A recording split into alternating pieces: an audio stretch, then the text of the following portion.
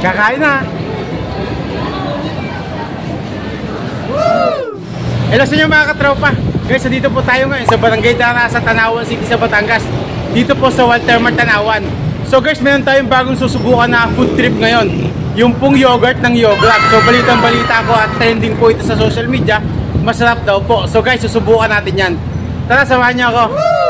Okay guys, let's go! Located po ang Yograb Yogurt sa ground floor ng Walter Mart Tanawan. Sa mismong main entrance lang po, katabi po ito ng Jollibee.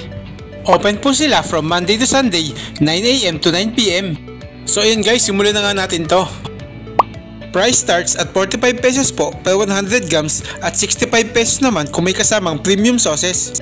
Ganito po ang steps ng pag-order. Una po ay kumuha kayo ng cup at mamili po kayo kung yogurt, ice cream, or mix. Sunod po ay maglagay kayo ng kahit na anong gusto yung toppings. Marami pong pamimilian, meron pong fresh fruits, meron pong mga chocolates at iba't ibang mga klaseng sauces.